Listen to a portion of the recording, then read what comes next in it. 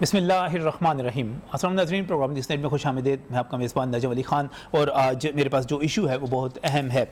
वो इशू जो है वो डेंगू के हवाले से है। एक मरतबा फिर ख़तरे की घंटी बज चुकी हुई है और लाहौर में डेंगू के हवाले से जो मरीज़ों की तादाद है वो सूबे में सबसे ज़्यादा बयान की जा रही है। इस वक्त 5000 से ज़्यादा मरीज़ जो हैं डेंगू के रिपोर्ट हो चुके हुए हैं और जब हम पंजाब और खैबर पख्तूनख्वा की बात करते हैं तो ये डेंगू के हवाले से सबसे आगे नज़र आते हैं। हुकूमत की तरफ देखा जाए, हुकूमत से पूछा जाए तो डॉक्टर यास्मीन राशिद ये कहती हैं कि उन्होंने काफ़ी इजलास किए, कोई 1 दर्जन से ज़ायद इजलास कर चुकी हैं, उनकी कोई कोताही नहीं है। लेकिन इसके बावजूद जो सूरत हाल है लाहौर के मुख्तलिफ इलाकों के हवाले से, ख़ासतौर पर जब हम DHE की तरफ जाते हैं, उन तमाम जगहों की तरफ जाते हैं जहाँ पर सब्ज़ा है, जहाँ पर हरियाली है, जहाँ पर दरख्त लगे हुए हैं, तो वो अपोश एरियाज़ में ही नज़र आते हैं। तो वहाँ पर हमें डेंगू का हमला सबसे ज़्यादा नज़र आ रहा है। अलार्मिंग सिचुएशन इसलिए भी पैदा हुई कि लाहौर के मुख्तलिफ अस्पतालों से ये रिपोर्ट आना शुरू हो गई कि वहाँ पर तमाम बिस्तर जो हैं वो डेंगू के मरीज़ों के हवाले से भर चुके हुए हैं। और इससे आगे बढ़ते हुए अब हुकूमत जो है एक्सपो सेंटर की तरफ जा रही है, वहाँ पर फील्ड हॉस्पिटल बनाने की बात की जा रही है जो इससे पहले कोरोना के हवाले से वहाँ पर मुख्तस किया गया था। ये डेंगू के हवाले से सूरत हाल है और दूसरी सूरत हाल कोरोना के हवाले से है। अभी कोरोना गया नहीं है, अभी वो अपनी जगह पर मौजूद है कि डेंगू ने भी आना शुरू कर दिया। लेकिन इसके साथ ही एक बड़ा अहम और संगीन इशू ये पैदा हो गया है कि कोरोना के हवाले से जो एदाद शुमार हैं, ख़ासतौर पे जब हम वैक्सीनेशन की बात करते हैं तो ये एदाद शुमार जाली हैं, ये एदाद शुमार गलत हैं, ये एदाद शुमार जो है किसी तौर पर भी हक़ाइक़ को रिप्रेजेंट नहीं करते। और जब हम वैक्सीनेशन की बात करते हैं और ये दावे करते हैं कि हम एक दिन में 10-10 लाख लोगों को वैक्सीन भी लगा सकते हैं, तो वहाँ पर हमारे सामने एक सवालिया निशान आ जाता है। ये सवालिया निशान कहाँ से आता है? ये सबसे पहले सवाल उठा मियाँ नवाज शरीफ, साबिक वज़ीर आज़म जो है, उनको लाहौर के अस्पताल में, गुज्जरपुरा के एक अस्पताल में वैक्सीन लगाई गई, उसका इंदराज हुआ। उस इंदराज के बाद एक सिलसिला ही चल निकला और ये कहा गया कि सिर्फ नवाज शरीफ को ही नहीं, जो उनकी अहलिया हैं वफ़ात पा चुकी हुई हैं, बेगम कुलसूम नवाज़, उनको भी वैक्सीन लगा दी गई। इसहाक डार साहब जो कि मफरूर हैं, मुल्क से बाहर हैं, उनको भी वैक्सीन लगा दी गई। और एक मरतबा फिर नवाज शरीफ को सिंध में भी जो है वैक्सीन लगा दी गई। ये सारा ड्रामा है क्या? और हम जब बात करते हैं ट्रेस करने के हवाले से तो हमारे सामने नवाज शरीफ का नाम आता है, कुलसूम नवाज का नाम आता है, इसहाक डार का आता है, क्योंकि ये नॉन चेहरे हैं, हम इनको जानते हैं। लेकिन एक ऐसा शख्स जिसका नाम यासीन है, एक ऐसा शख्स जिसका नाम बूटा है, एक ऐसा शख्स जिसका नाम आप चौधरी अल्लाह रखा है, कोई भी आप नाम ले सकते हैं, वो वैक्सीन नहीं लगवाना चाहता।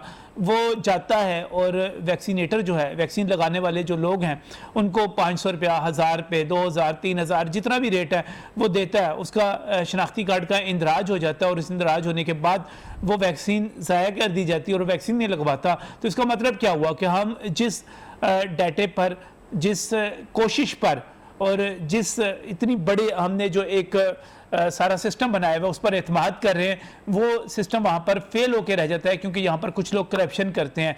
और सामने ये आता है कि जिन लोगों को जिम्मेदारी दी गई है, जहाँ पर कंप्यूटर ऑपरेटर होने चाहिए, जिनकी जिम्मेदारी होनी चाहिए, उनकी जगह पे हमें वार्ड बॉयज़ नज़र आते हैं, हमें वहाँ पर चौकीदार नज़र आते हैं जो वैक्सीन लगा रहे हैं। तो हमारा ये जो डाटा है ये कितना काबिल एतमाद है, इस वक्त ये सारी सूरत हाल क्या बनी हुई है। और ख़ासतौर पर प्रोग्राम का आगाज़ में करने जा रहा हूँ डेंगू के हवाले से कि डेंगू में क्या सूरत हाल है। और सबसे खौफनाक बात यह है कि इस वक्त कोरोना और डेंगू एक साथ चल रहे हैं और माहिरीन ये कहते हैं कि कोरोना की अलामात और इसके साथ साथ डेंगू की अलामात, यानी कि दोनों के जो सिम्टम्स हैं वो एक जैसे हैं। लेकिन जब आप इन सिम्टम्स के साथ इलाज की तरफ जाते हैं, एक जैसे सिम्टम्स के साथ, तो ये इलाज बिल्कुल मुख्तलिफ है, एक दूसरे से बिल्कुल मुख्तलिफ हैं। कहीं पे आपने पैरास्टामोल लेनी है, कहीं पर नहीं लेनी, कहीं पर कोई आपने टेस्ट करवाना है, कहीं पर कोई करवाना है, तो ये बिल्कुल मुख्तलिफ है। तो इसकी वजह से बड़ी कन्फ्यूजन पैदा हो रही है आम आदमी के लिए। तो ये सारी सूरत हाल क्या है, इस पर हुकूमती इक़दाम कितने हैं, कैसे हैं, और क्या हमारे जो है प्रोफेशनल्स हैं, हमारे स्टेक होल्डर्स हैं, इन पर मुतमईन आज के प्रोग्राम का आगाज़ करने जा रहा हूँ। मेरे जो यहाँ पर मेहमान हैं उनका तारुफ करवाना चाह रहा हूँ। बहुत ही मशकूर हूँ, यहाँ पर डॉक्टर शाहिद मलिक मौजूद हैं, आप जनरल सेक्रेटरी हैं PMA के, बहुत बहुत शुक्रिया डॉक्टर साहब हमें यहाँ पर ज्वाइन करने के लिए। इसके साथ ही मैं बहुत ही मशकूर हूँ, बहुत सीनियर कानूनदान है मोहम्मद आरिफ साहब हमारे साथ यहाँ पर मौजूद हैं। लाहौर की वकला कम्युनिटी का जाना पहचाना चेहरा है, एक सीनियर वकील हैं, और इस वक्त जो मैंने ख़ास तौर पर आपको दावत दी है वो इसी हवाले से दी है, जो वैक्सीनेशन हो रही है उसकी जो डाटा एंट्री हो रही है वो कितनी ठीक है कितनी गलत है, क्योंकि आप इस केस में रिप्रेजेंट कर रहे हैं, डिफेंड कर रहे हैं उन लोगों को जिन पर इल्ज़ाम लगाया गया। ये सारी सूरत हाल है क्या, इसकी डिटेल में मैं आपकी तरफ आऊँगा, लेकिन इससे पहले डॉक्टर शाहिद मलिक साहब, इस वक्त डेंगू के हवाले से ख़तरे की घंटी बज रही है, वाकई ये इतलात दुरुस्त हैं कि बिस्तर ख़त्म हो गए अस्पतालों में, डेंगू की सूरत हाल बढ़ती चली जा रही है, और जब तक ये पूरी सर्दी नहीं आनी ये आगे बढ़ेगा। ये दोबारा आया कैसे, किस तरह इतना खौफनाक हुआ कि हमारे लाहौर के बिस्तर ख़त्म हो गए इस पर? बिस्मिल्लाहिर्रहमानिर्रहीम। नजम भाई बहुत शुक्रिया। देखिए, आर्मी के अंदर एक टर्म चलती है, आइडेंटिफाई योर एनिमी सही, at proper time and place. सही। यहाँ क्या सूरत हाल है कि हमारा एनिमी तो है मच्छर, ठीक। मच्छर दो बीमारियां कर रहा है, एक मलेरिया है और एक ये डेंगू कर रहा है, दोनों का मच्छर भी अलग है, एजेंट भी अलग है, ठीक। अब हुआ क्या कि हमने एक स्ट्रेटजी डिफाइन कर ली थी आज से 3 साल पहले कि हमने जनवरी में काम शुरू करना है, और हमने इसके लाइफ साइकिल के अंदर हर लाइफ साइकिल जो पहले ये एग से शुरू हुआ, लार्वे के अंदर गया, मच्छर तो बन के जब उड़ गया तो ये तो ट्रेसेबल ही नहीं है, कंट्रोल से बाहर हो गया। यानी कि आपने एग से शुरू करना है, और जो लार्वा है, एग, लार्वा और मॉस्किटो लाइफ साइकिल, और लार्वा पे आपने लार्वा को रोकना है, लार्वा बनने से रोकना है। हम हमारे लिए सबसे सॉफ्ट जो टारगेट है लाइफ साइकिल के अंदर वो है लार्वा। लार्वे को हम हिट कर सकते थे, और ये काम जनवरी में शुरू करना था। सही। अब जनवरी में काम शुरू किया जाता, सही। लार्वल साइट आइडेंटिफिकेशन नहीं थी, उसके अंदर इंसेक्टिसाइड स्प्रे होता, उसको मार दिया जाता। सही। उससे क्या होता, मच्छर आता ही ना आगे। अब मच्छर जो आगे आएगा, अब सारा मच्छर जो डेंगू का है वो इन्फेक्टेड नहीं है। अच्छा, मैं इसमें एक चीज़ की निशान, मेरा ख्याल है हुकूमत की सारी तवज्जो जो थी कोरोना की तरफ थी, एक के बाद दूसरा, तीसरा, चौथा, पांचवा, सातवां इजलास बार बार उसके हवाले से हो रहे थे, तो डेंगू की तरफ इजलास ज़रूर हुए लेकिन तवज्जो नहीं दी जा सकी, और उसका नुकसान ये निकला कि जो आप बात कर रहे हैं कि जहाँ हमने उसको एग से लार्वा जो बनना था, लार्वा पे उसको किल करना था, हम नहीं कर सके। इसी तरह देखे ना, मैं आपको आप यहाँ पे बड़ा अच्छा पॉइंट रेज किया। These are two bodies, ये बॉडीज है दो, एक है सियाग, एक है डियाग। अच्छा। एक है Siyag corona expert advisory group, दूसरा है डेंगू एक्सपर्ट एडवाइजरी ग्रुप। अच्छा। डेंगू एक्सपर्ट एडवाइजरी ग्रुप का लास्ट जो बंदा जिसने एक्टिवली काम किया वो था फैसल मसूद। अच्छा। जो इसने सारा काम कर रहा था। सही। वो डियाग जब एकदम कोरोना आया तो कोरोना के अंदर उन्होंने डियाग वाला सारा इंफ्रास्ट्रक्चर उठा के बना दिया सियाग। वही जिस तरह हमारे यहाँ डेंगू के वार्ड जो थे उन्हीं को कन्वर्ट किया गया था। बोर्ड लगा दिया बाहर। अच्छा, बोर्ड। अच्छा, ये बोर्ड उसके उधर लगा दिया गया, बोर्ड लग गया। अब वो जो डियाग तो हो गया खत्म। सही। इसको कहते हैं मैनेजमेंट की जुबान में ट्रबल शूटिंग। ट्रबल शूटिंग या आग लगी बुझाई फारग। मसला यह है कि सस्टेनेबल प्रोजेक्ट्स नहीं है, सस्टेनेबल प्लानिंग नहीं है, और इस वक्त डियाग बन गया सियाग, अब ये एक सियाग बन गया डियाग एक्सपर्ट। अच्छा, काम कौन करेगा, काम किसने करना है? काम तो बंदे वही हैं, बंदे वही हैं, सिस्टम वही है। बात ये है कि जो लार्वा था ये जनवरी में खत्म करना था, नहीं कर सके। जो नवंबर में खत्म कर, सितंबर में खत्म करने की कोशिश की जा रही है, नहीं हो रहा, होगा भी नहीं। अब देखें, इस वक्त सूरत हाल ये है कि पानी खड़ा होना घर के अंदर मेरी जिम्मेदारी हो सकती है। सही। कि पानी मैंने थोड़ा सा इस्तेमाल किया, मुझे एजुकेशन ही नहीं है, मेरा रवैया ही गलत है, थोड़ा सा पानी खड़ा हो गया, कहते हैं ये क्लीन वाटर का मच्छर है। मैं कहता हूं इसका ये भी कंसेप्ट बदलता जा रहा है, ये हर पानी का मच्छर बनता जा रहा है। अब देखें ये जो मसला है डेंगू का, और ये हमने एग जो थे उनको तलफ नहीं किया, वो लार्वा बने, लार्वा से वो मच्छर बन चुके हैं। अब उस मच्छर को मारना बहुत ही मुश्किल काम है, नामुमकिन सा काम है। स्प्रे किया आपने, आने वाले दिन आपको कैसे लग रहे हैं इसमें? ये अलार्मिंग सिचुएशन है, अलार्मिंग सिचुएशन। इस वक्त हॉस्पिटल पहले कोरोना से चौक हुए थे, अब डेंगू के बेड से चौक होते जा रहे हैं। हमारा एक रूटन फैब्रिक है, एक दीमक ज़दा प्लान है सारा। हम ये बातों के अंदर मैं जिस तरह मर्जी करता जाऊं, रजब भाई हमारा हेल्थ स्ट्रक्चर कोलैप्स कर रहा है, बैडली कोलैप्स कर रहा है। मैं एक सीनियर, मुझे एक बात बताएं, मुझे समझने में थोड़ी सी मुश्किल आ रही है कि हमारी वजीर सेहत जो हैं वो एक डॉक्टर हैं, हमारे वफाकी वजीर सेहत, मुशीर सेहत कह लें या मुशीर सेहत कह लें, वो एक डॉक्टर हैं, हमारे बाकी जो तमाम जिम्मेदार डॉक्टर हैं, तो उन लोगों को तो ख़ास समझ होगी, ख़ास समझ बूझ होगी, ख़ास कमांड होगी कि चीज़ों को कंट्रोल करें। मैं आपसे बात कर शुरू कर, फेडरल जो सैपम है, SAPM is special assistant to prime minister ji, SAPM, वो अपने आप को इन्फेक्टियस डिजीज के बहुत बड़े उस्ताद कहते हैं। मेरा उनके साथ एक्सपोजर दोस्त है, सही, मेरी बात होती है उनसे। जब हम उनको नहीं समझा सकते कि भाई ये जो आपकी एक्टिविटीज है इनका एक गलत इफेक्ट निकलेगा। हमने जो जनवरी में कोताही की थी, जो जनवरी में हमने नजरअंदाज किया था, उस वक्त चूंकि अब तो इम्पैक्ट है, अब अक्टूबर नवंबर में आके जो है अब हम उस फसल को काटने जा रहे हैं। देखो ना, मुझे आप तब 3 लोग बैठे हैं जी, मुझे डिग्गी हो गया, अब नाउ आई एम रेजरवायर, सही, मच्छर तंदुरुस्त है, मच्छर फिर रहा है, मच्छर ने मुझे काट लिया, इन्फेक्टेड ब्लड मेरा ले लिया उसने। अब अगर वो मच्छर काटेगा आपको तो आपको बीमार करेगा, पहले वाले मच्छर ने आपको नहीं बीमार करना था। अब खतरा जो है बढ़ता चला जा रहा है ना। दूसरी बात एक और है, अब जो पहले बंदे थे जिनको दोबारा हो रहा है, अब देखा इस वक्त ये मोर्टेलिटी से ये बंदे कॉम्प्लिकेशन में बहुत जा रहे हैं, अंदर पहली मरतबा एक्सपोजर हो चुका है, ये 4 स्टेन है इसकी, जी हाँ, डेंगू वायरस की, सही है, और एक हमारे इधर 2 स्टेज डिटेक्ट हुई अभी तक, और कोविड की हमले इस वक्त 8 स्टेन डिटेक्ट हो चुकी है, अल्फा, बीटा, गामा, डेल्टा, और अभी एप्सिलॉन भी आ रहा है। हम रह रहे हैं इस वक्त वायरल इरा के अंदर, वायरसेस की। ये मैं एक किताब पढ़ रहा था नजम भाई, आपसे शेयर करता हूं, उसके अंदर एक फिक्रा लिखा होता है, चैप्टर था उसका, वो कहता है टेल टेल साइन, हर वो बीमारी जो इरेडिकेट कर दिया दोबारा आएगी, क्योंकि we are very cruel to the planet. दरख्त काट दिए, ग्लोबल वार्मिंग है, हमारे रवैये इतने गलत है, घर साफ रखना है। और अभी आप चले बाहर सड़क पे देखने जाके आप, ये तिब्बी इशू नहीं है सिर्फ, ये माशरती इशू भी है, ये इंतजामी इशू भी है, ये माहौलियाती इशू भी है, और चारों लेवल पर अदाराती फुकदान है। आपने कहा कि आखिरी बंदा जो इस पर एक्टिव रोल प्ले कर रहा था वो फैसल मसूद साहब थे, डिग्गी के अंदर तो उसका बहुत काम था जी, उन्होंने किया। उसके बाद मुझे कौन है उसका मुझे पता ही नहीं, मुझे तो अभी तो आप PMA के जनरल सेक्रेटरी हैं, स्टेक होल्डर हैं, आप चीजों को देखते हैं बड़े गौर से। जब मैं आपको बताऊं, 3-4 दिन पहले मुझे पता चला है कि इसको डियाग को रीएक्टिवेट किया गया है, और एक प्रोफेसर है कोई मेडिसिन के, डॉक्टर तनवीर इस्लाम, ठीक, वो अल्लामा इकबाल में मेरे स्टूडेंट भी थे। अच्छा, मैं तो जब मैंने सर्विस ज्वाइन की थी तो he is now nominated as the chairman of the डियाग।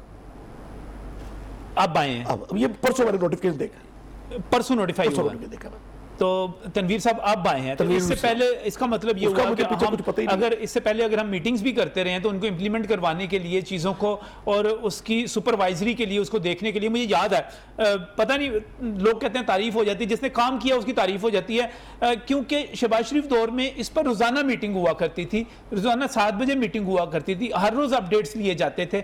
अब अगर 6 महीने में अगर आप 14 मीटिंग्स कर भी लेते हैं तो ये 1 महीने की कोई 2 मीटिंग्स बनती हैं, और उसमें मीटिंग करने के बाद उसमें इंप्लीमेंट कितना हुआ ये कुछ पता नहीं है। रजब भाई, मैं तो आपको पहले मैंने आपकी बात को एंडोर्स किया, मैं तो शख्सियात को डिस्कस ही नहीं कर रहा।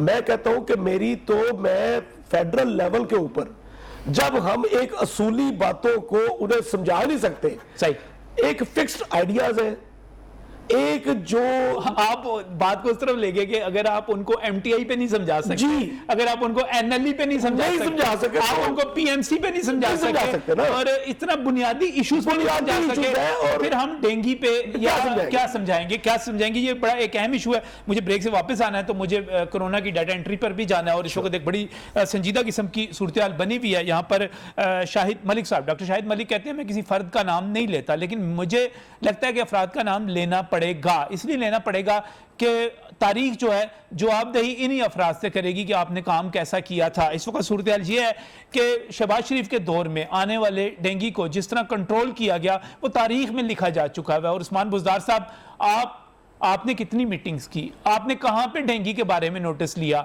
आपकी वजीर सेहत ने कितनी दफ़ा इस पर आपको ब्रीफ किया, हुकूमत कितनी एक्टिव हुई, और आपके एक्टिव होने का जो सारा भांडा फूट रहा है वो यहाँ पर आ रहा है, इस चीज़ पे आ रहा है कि जो डेंगू का एडवाइजरी ग्रुप था उसकी सरबराही अभी 3-4 दिन पहले नोटिफाई हो रही है, तो काम कौन करेगा, कैसे करेगा? और काम जहां पर भी हो रहा है वहां पर शिकायत आ रही हैं, कोरोना के हवाले से बड़े दावे किए जाते हैं, लेकिन क्या सूरत हाल है? इस ब्रेक के बाद।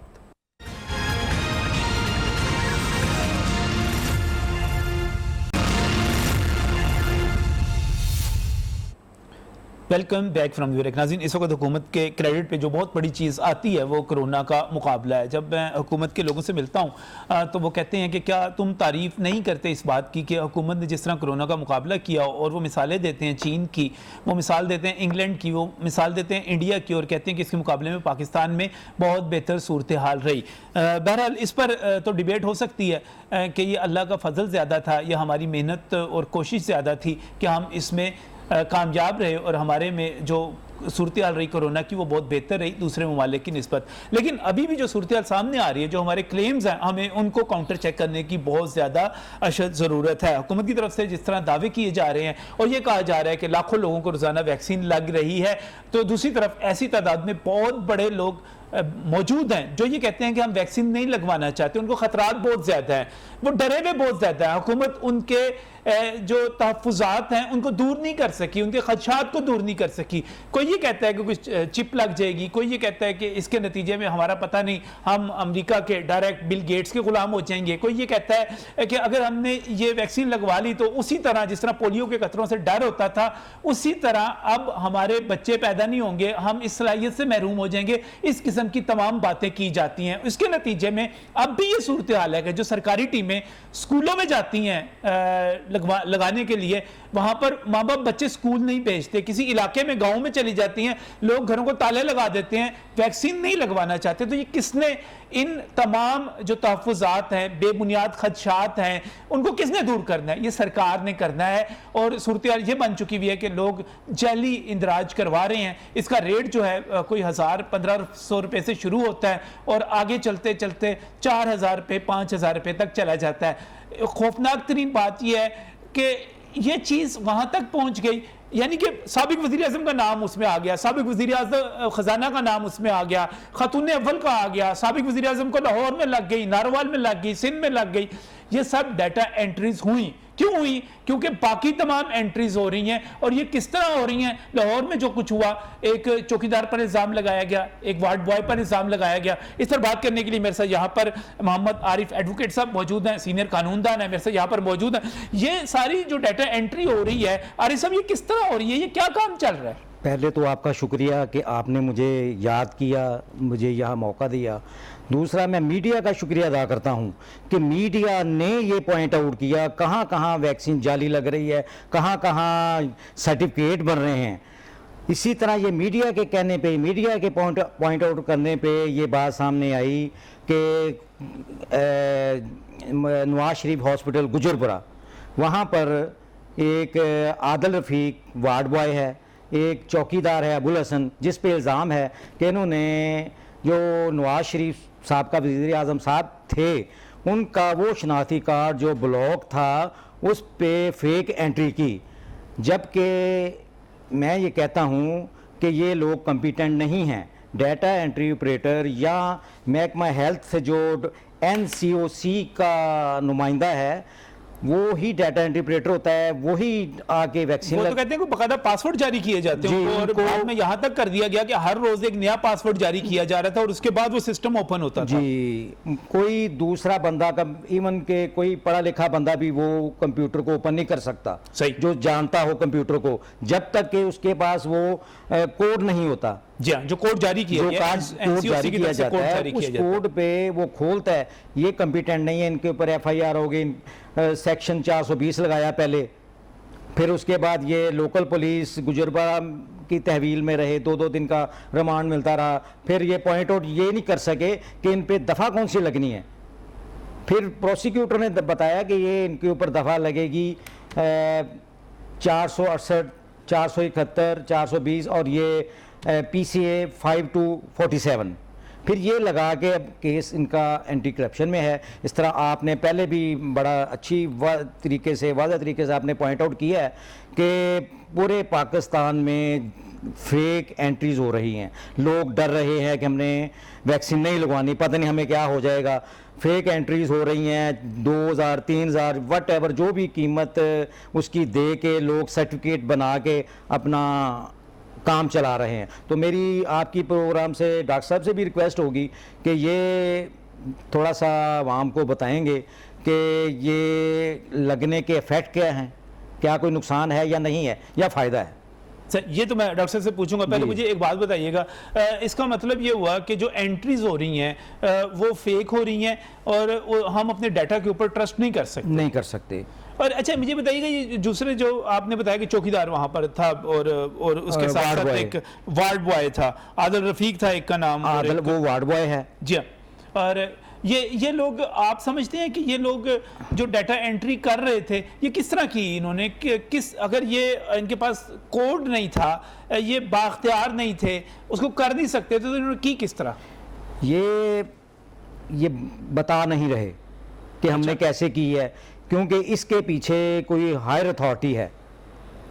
ये कोई बीच में बात आ रही थी कि कोई जर्मनी से कोई बंदा था नवीद नाम का, उसने कोई वहां से व्हाट्सएप किया और उसके व्हाट्सएप के ऊपर ये सारा चीज हुई। ये क्या कहानी है? यही कहानी इन्होंने बनाई है गुजरपुरा हॉस्पिटल की अथॉरिटी ने कि नवीद नामी शख्स जो जर्मनी में बैठा है उसने मैसेज किया आदिल रफीक को सही कि जी ये शनाख्ती कार्ड नंबर है, इस पे एंट्री कर दी जाए, वैक्सीन लगा दी जाए मियां नवाज शरीफ साहब की। तो उसने मैसेज किया अबुल हसन जो कि चौकीदार है। सही सिर्फ अच्छा, वहां पे कोई सियाना बंदा होता तो जब आईडी कार्ड आया था तो वो आईडी कार्ड के ऊपर नाम देखता, तस्वीर देखता, उसको चेक करता, तो वो थोड़ा सा अलर्ट हो जाता, कहता कि यार ये मैं क्या करने जा रहा हूँ, ये पकड़ा जा सकता हूँ। लेकिन चूंकि वो एक चौकीदार था, उसका कह सकते हैं कि उसका इल्म और उसकी फहम और उसकी फरासत इतनी नहीं थी कि वो समझ पाता कि वो ये क्या करने जा रहा है। जहाँ तक मेरा ख्याल है कि ये ना तो चौकीदार ने काम किया है ना इस वार्ड बॉय ने काम किया है, ये काम किसी और ने किया, काम किसी और ने किया है जो कि सामने आ जाएगा। और ये काम जो है बार बार जो हो रहा है, ये पीछे से कहीं से, आपका ये कहना है कि किसी अहम जगह से हो रहा है जी, और बाकायदा साजिश के तहत हो रहा है। जी जी जी, मैं कहना और इसका एक और मतलब ये निकलता है आरिफ साहब के हमारे पास जो डाटा है हम वो ट्रस्ट वर्दी नहीं है, हम उस पर एतमाद नहीं कर सकते जी। ये सारी सूरत, इस पे मैं कमेंट नाज़रीन लेना चाह रहा हूँ शाहिद मलिक साहब का। ये जो एंट्रीज हो रही हैं डॉक्टर साहब, वो तो मैं बाद में इसके बात करेंगे कि जनाब ये अच्छा है बुरा है, लगवानी चाहिए नहीं लगवानी। ये जो हमारा डाटा है ये रिलायबल है? देखिए नजर भाई, सबसे पहले तो बात ये समझने वाली है कि आज के दौर के अंदर जो सबसे महंगा तरीन रिसोर्स है ना, वो है डाटा। सही।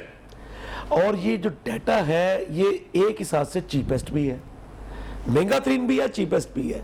सिर्फ डिपेंड करता है कि इसका इनपुट कहां से है, इसकी ट्रांसफॉर्मेशन कैसे हो रही है, इसका आउटपुट कैसे है। मेरा क्वेश्चन जरा बढ़ाता हूं मैं हेल्थ को जरा छोड़ दीजिए।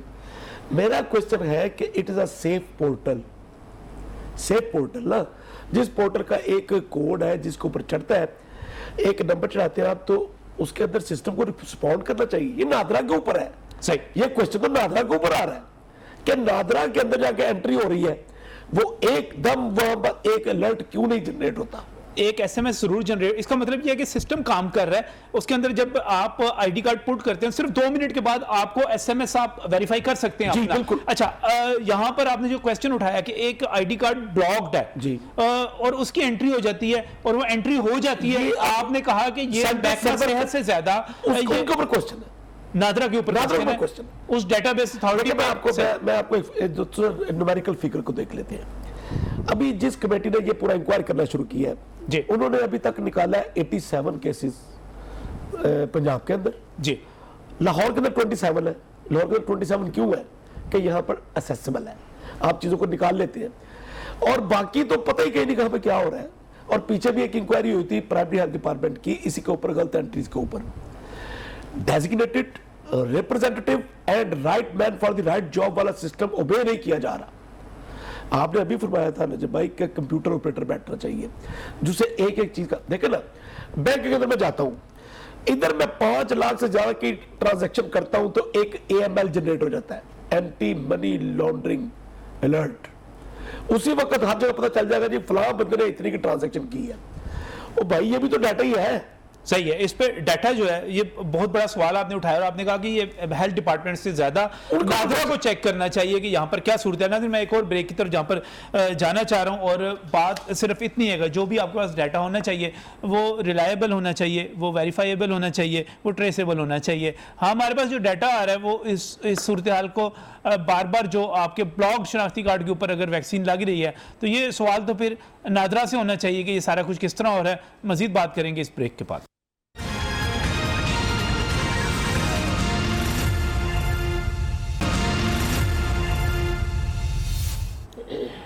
Welcome back from break. नाज़रीन, बात कर रहे हैं हम वैक्सीनेशन के हवाले से, और वैक्सीनेशन जितनी जाली हो रही है उसकी एंट्रीज़ हो रही हैं। ठीक है, बड़े बड़े नाम इसमें पकड़े जाते हैं, और जैसे मैं आपको प्रोग्राम के शुरू में बता रहा था, और इसकी तस्दीक यहाँ पर डॉक्टर शाहिद मलिक ने भी की कि अभी तक हुकूमत की तरफ से जो फेक एंट्रीज़ पकड़ी गई हैं वो सिर्फ 87 है, उनमें से 27 लाहौर की हैं। और हम ये कहें कि ये सिर्फ 27 फेक है लाहौर में, तो ये बड़ी गलत बात होगी। और मैं आपको एक बड़ी अंदर की बड़ी दिलचस्प बात बताना चाह रहा हूँ। वो बात ये है कि जब आप किसी जगह वैक्सीनेशन करवाने के लिए जाते हैं, मैं भी गया था, तो आप चुप करके सुने कि यहाँ पर बातें क्या हो रही हैं, किस किस्म के डायलॉग्स हो रहे हैं, किस किस्म की टर्म्स यूज़ की जा रही हैं। होता ही है कि एक बंदा जाता है वैक्सीन करवाने के लिए, और वहाँ पर वो कहता है कि मैंने जो वैक्सीन करवानी है, चुपके से कह देता है ये इतने पैसे, और कॉलर वैक्सीन करवानी है। क्या करवाना है? Cholera vaccine. अब ये टर्म क्या है और ये पैसे किस चीज़ के हैं? ये क्या सूरत हाल बनी हुई है? ये फेक जो एंट्रीज़ हो रही हैं, ये लोग डर के मारे जो अभी तक वैक्सीन नहीं लगवा रहे, क्यों उनके शुकूक व शुबात दूर नहीं किए जा रहे? तो डॉक्टर शाहिद मलिक मेरे साथ यहाँ पर मौजूद हैं, मोहम्मद आरिफ एडवोकेट भी हमारे साथ यहाँ पर मौजूद हैं। तो ये कॉलर वैक्सीन का नाम मैंने सुना है, ये कॉलर वैक्सीन क्या है? ये आपकी बड़ी इन्वेस्टिगेशन है, ये मैंने भी सुना है। अच्छा, ये क्या नाम? ये एक जिस तरह पासपोर्ट के अंदर जाए तो वो पासपोर्ट के अंदर या लाइसेंस के लिए वो बाहर एजेंट नहीं बैठे होते, हाँ जी, वो वहां पर उसको जाके पैसे करते हैं और कहता है जी भाई एक्चुअल वैक्सीनेशन नहीं करवानी, मुझे कॉलर वैक्सीनेशन चाहिए। मुझे भी समझ नहीं आती, मुझे आपने पता नहीं लफ्ज़ ये ढूंढ लिया कहाँ से, हाँ जी, मगर ये चल रहा है। और वो एक्चुअल नहीं करवानी, कॉलर करवानी। कॉलर ये है कि सर्टिफिकेट लेना है, सर्टिफिकेट लेना है, टीका नहीं लगवाना। और वो होगा क्या कि वो पैसे देंगे? मुझे नहीं पता कैसे होता है। वो नाम के एंट्री हो जाएगी, अब मेरा शनाख्ती लेके एंटर कर लेंगे, हाँ, और वो पता नहीं वो फिर वैक्सीन जाया कर दी जाएगी, वैक्सीन कर दी जाएगी या क्या होगा? जाया होगी ना। उसके बाद उसको आपने रिकॉर्ड में भी तो मेंटेन करना है। कॉलर वैक्सीन वो लेके चला गया सर्टिफिकेट, कॉलर वैक्सीन वाला जब वो नाम की एंट्री हो गई तो कॉलर वैक्सीन वाला भी उसी तरह वैक्सीनेटेड डिक्लेयर होगा। और दूसरी तरफ हकीकत ये होगी डॉक्टर साहब कि वो बंदा किसी भी जगह अगर वो कोरोना का कैरियर है तो वो किसी भी जगह फैला सकता है, वो दे सकता है, ये अपनी जगह पे है। ये बड़ा फेक एंट्रीज जो है ये बहुत बड़ा खौफनाक चीज है। लोगों ने सिर्फ तनख्वाह ना रुकवाने के लिए ये सर्टिफिकेट ली है लोगों ने, क्योंकि ये भी ऐसा जो हुकूमत ने शर्त लगा दी थी कि आपकी तनख्वाहें रोक ली जाएंगी, कॉलर वैक्सीन सर्टिफिकेट लगा मैं ले लेता है जी। बात ये है नजर भाई, हर काम स्टेट का नहीं होता, रवैयों का होता है। मैं अगर करप्ट हूं, मेरा रवैया ही गलत है, तो मैंने रास्ते ढूंढ लेने।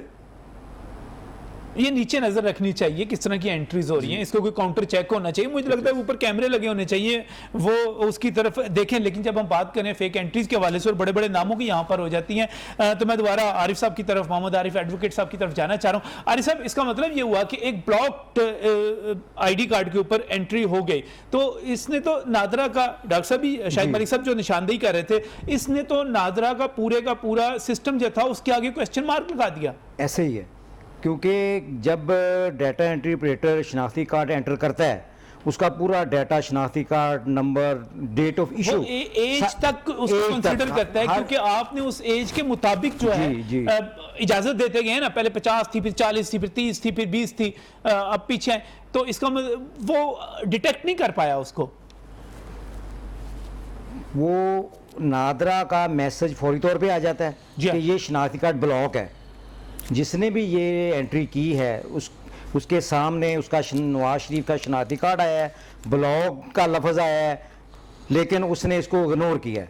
और जैसे इग्नोर कर रहे हैं, नहीं, अभी ये देखें, बंदे तो इग्नोर कर सकते हैं, सिस्टम को इग्नोर नहीं करना चाहिए। सिस्टम इग्नोर नहीं कर रहा, सिस्टम उसके ऊपर सिस्टम आ रहा है, सही। लेकिन सिर्फ ये जो आप ये कह रहे हैं कि पीछे से किसी ने कोई शरारत की है और ये जो बार बार काम हो रहा है ये कोई बाकायदा मुनज़्ज़म साजिश भी हो सकती है।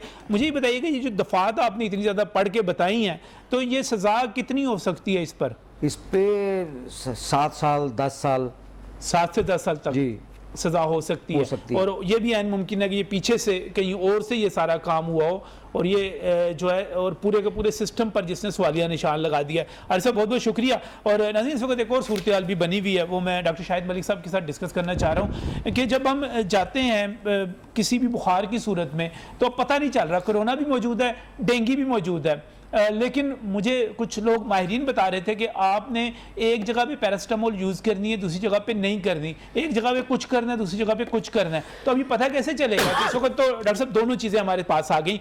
हमारे पास इस वक्त डेंगू भी है, हमारे पास इस वक्त मलेरिया भी है, हमारे पास इस वक्त कोरोना भी है, होना बुखार है और टका के होना है। तो पता कैसे चलेगा अब किस में पैरास्टामोल लेना है, किस में नहीं लेना, किस में क्या टेस्ट करवाना है, किस में क्या कराना है, क्या फ़र्क है ये सारा?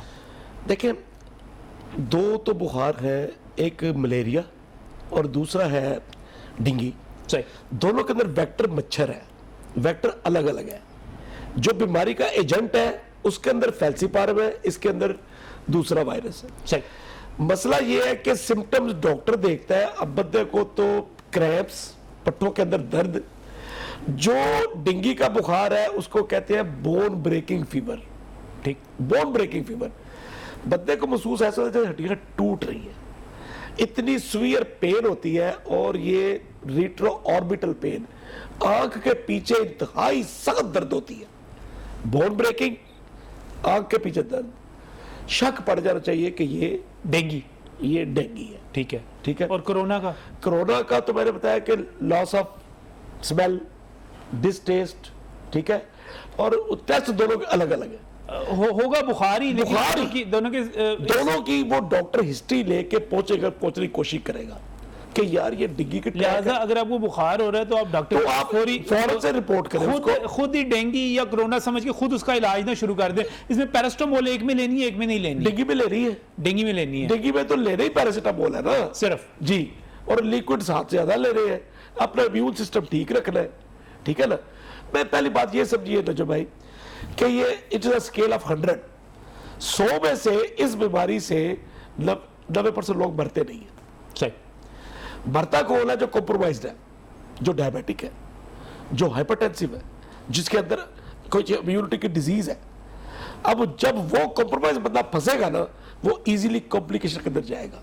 अभी आपने वैक्सीन की बात कर रहे थे, वैक्सीन हमें करती ही ये है, हमें कॉम्प्लिकेशन से बचाती है, हमें आईसीयू में नहीं जाने देती। उसकी 100% क्योर नहीं है, मगर आप कॉम्प्लिकेशन से बच जाते हैं। इसलिए बुखार के सारे लोग, जैसे अभी आरिफ साहब यहाँ पर मौजूद हैं, आरिफ साहब भी कह रहे थे कि डॉक्टर साहब से ज़रूर एक मरतबा फिर पूछिएगा कि वैक्सीन करवानी चाहिए नहीं करवानी चाहिए। लोगों के जहन में अभी तक शक व शुबा है, लोग कॉलर वैक्सीन के लिए जा रहे हैं, पैसे दे रहे हैं, वैक्सीन नहीं करवा रहे अभी तक। मैं बताऊँ, अभी आपसे, मैं अभी आप वक्फे में बात कर रहे थे, मेरे एक बहुत पढ़े लिखे दोस्त ने मुझे फ़ोन किया। उसने कहा जी कि वो मलक साहब वो वैक्सीन का बड़ा रोला है, लवानी चाहिए। मैं कहा यार पहली तो बात है, मुझे समझ नहीं आ रही कि तूने कितने डिग्रियां देती है नहीं। मैं कहा अगर मैंने लगवा लिया, ये देखें ये कार्ड मेरे पास पड़ा हुआ है, मैंने जेब में रखा हुआ लोगों को दिखाने के लिए। मैं कहा ये वैक्सीनेशन करवाओ, बचत इसमें है, स्टेट की जिम्मेदारी है वैक्सीन लेके आनी, लगवाना रवैयों पर डिपेंड करता है। लोग डरते हैं डॉक्टर साहब, कहते हैं बच्चे नहीं होंगे इसके बाद। कमाल है, पहले जब पोलियो के ऊपर यही झगड़ा था, जब पोलियो के लगने शुरू हुए तो बच्चे ज्यादा हो गए। 22 करोड़ के बाद 23 करोड़ आबादी हो गई पाकिस्तान की। यानी कि पिछले 20-25 साल से हम मसलसल पोलियो की वैक्सीन लगाते चले जाते हैं और हमारी आबादी भी बढ़ती चली जाती है। बढ़ता जा रहा है।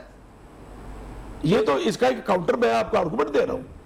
यानी कि ये खदशा, जो हम इससे पहले पोलियो के कतरों के बारे में बात किया करते थे कि अगर हमने पोलियो के कतरे जो है वो पी लिए तो वो बच्चे पैदा करने की सलाहियत खत्म हो जाएगी। लग रही है तो पॉपुलेशन रेट पिछले से बढ़ गया है, सारे बच्चों को लगती जा रही है तकरीबन। हम 100% जो है उसको करते हैं, तो इसका मतलब ये हुआ और बच्चे भी धड़ाधड़ होते चले जा रहे हैं, रुक ही नहीं रहे। बल्कि इस वक्त तो जो हमारे पास नस्ल मौजूद है वो 30 साल से नीचे जो है एक रिकॉर्ड तादाद में हमारे पास मौजूद है। तो इसका मतलब है कोई मसला नहीं है। मुझे बताएं, बिल गेट्स से हमसे हमारे चिप लगा के हमसे क्या लेना क्या है?